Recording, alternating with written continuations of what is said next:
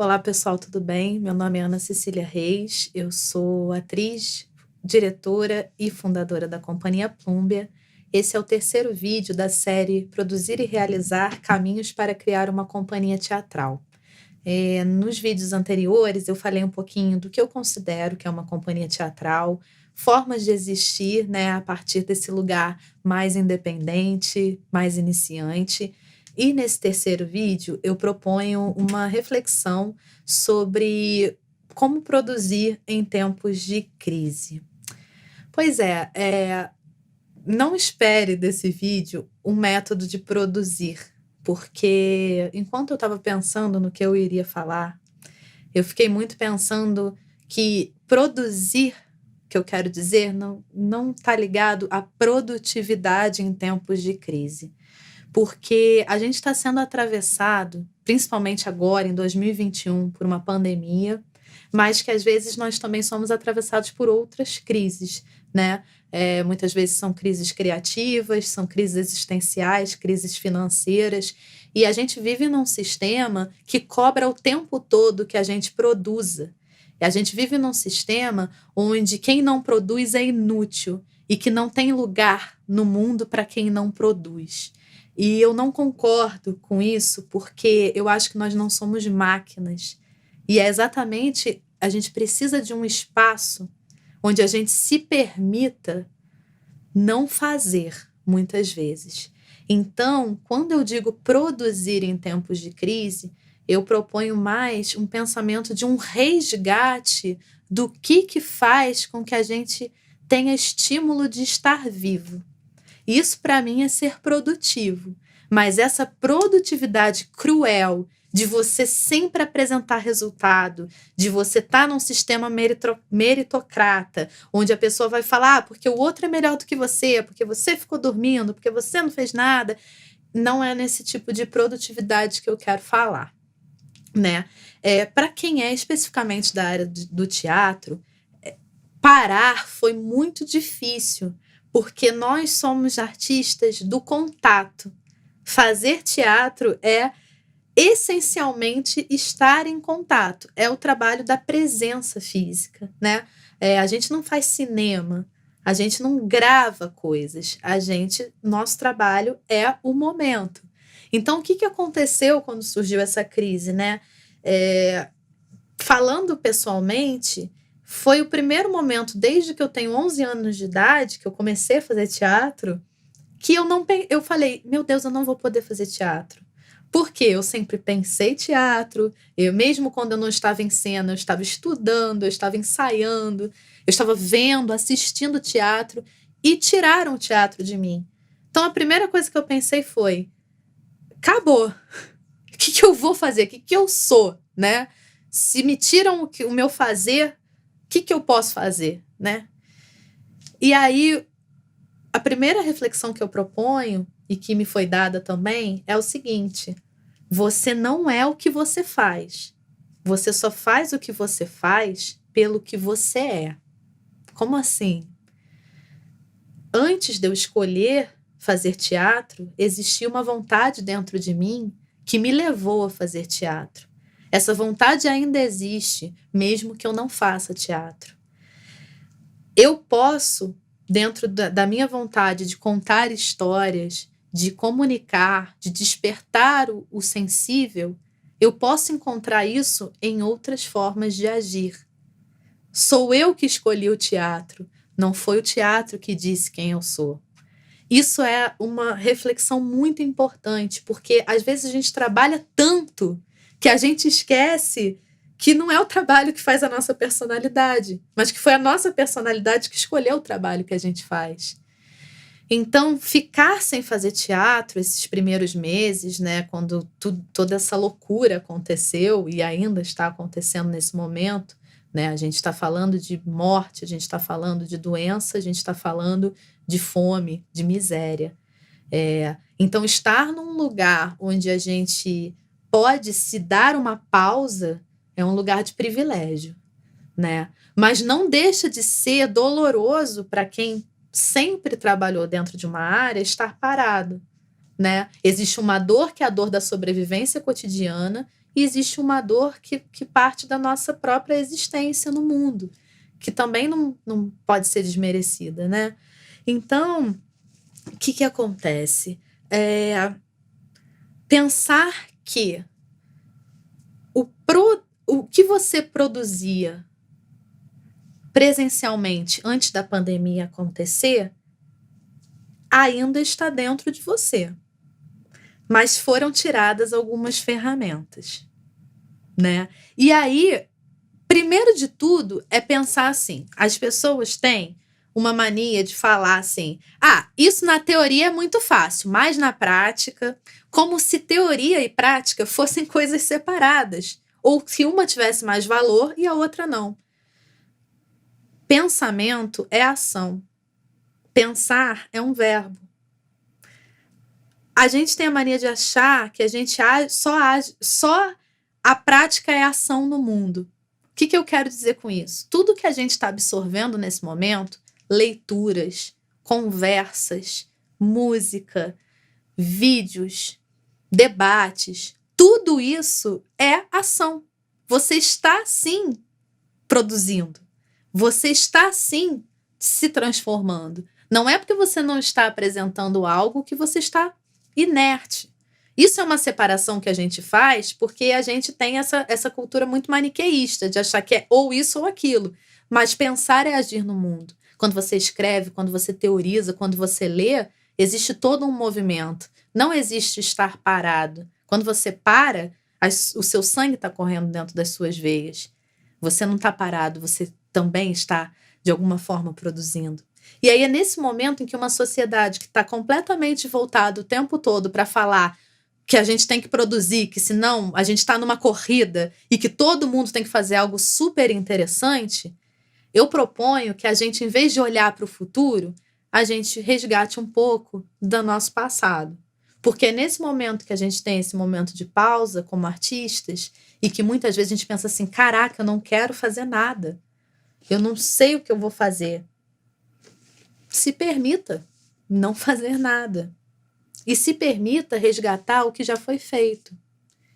Porque muitas vezes, quando a gente vai pegar assim, um repertório, poxa, eu vou ver aquele vídeo da minha primeira peça, ou eu vou ver aquele texto que eu escrevi há muito tempo, a gente começa a resgatar na memória coisas que a gente queria fazer e não fez. Por exemplo, esses dias eu estava pensando em um espetáculo que eu fiz, que foi uma pesquisa vocal.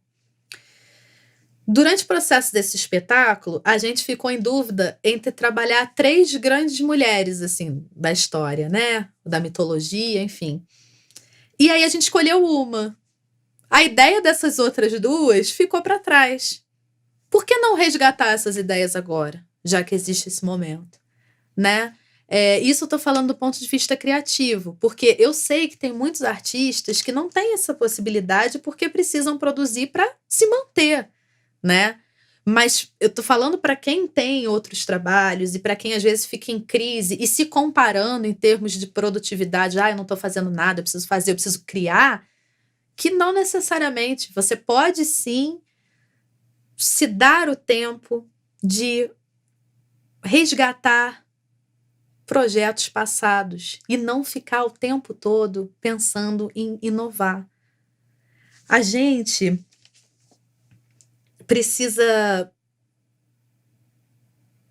Hoje, para mim, produzir em tempos de crise é não desistir. Isso é produzir pra caramba. E não desistir de querer viver. Mas não viver no sentido também só orgânico, mas no sentido lúdico, no sentido poético, no sentido do apaixonamento cotidiano. Quando a gente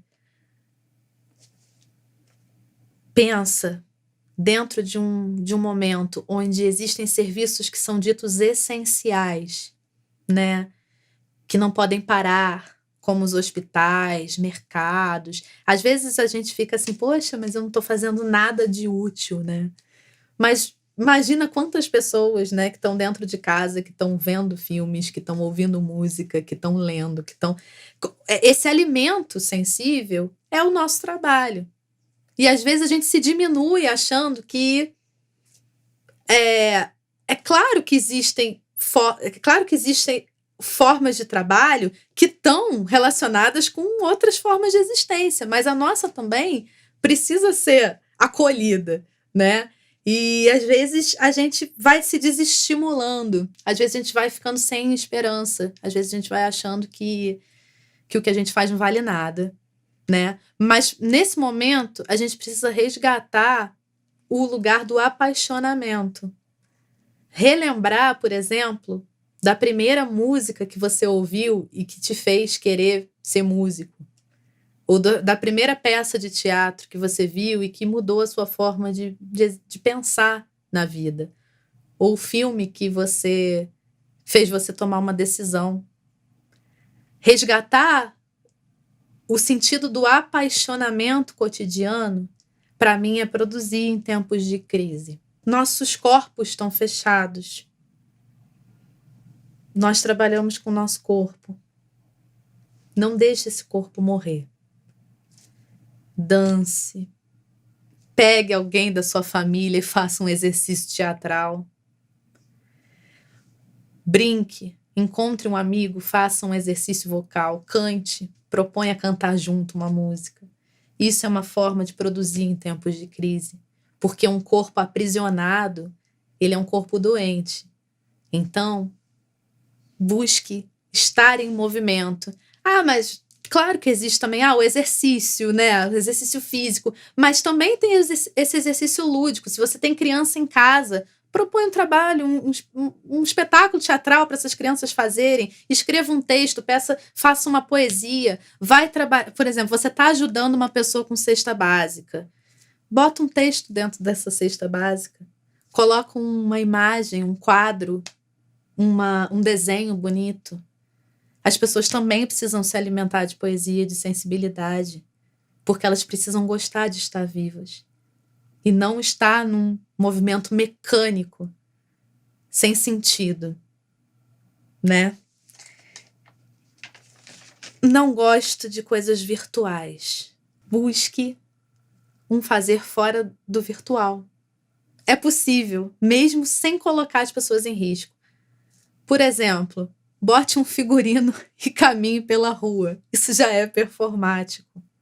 Cante na sua janela, ou se você é músico, toque algo e coloque para as pessoas ouvirem. Declame uma poesia, escreva uma carta para alguém. Isso é fugir do virtual. Isso também é uma forma de produzir arte e retornar à materialidade.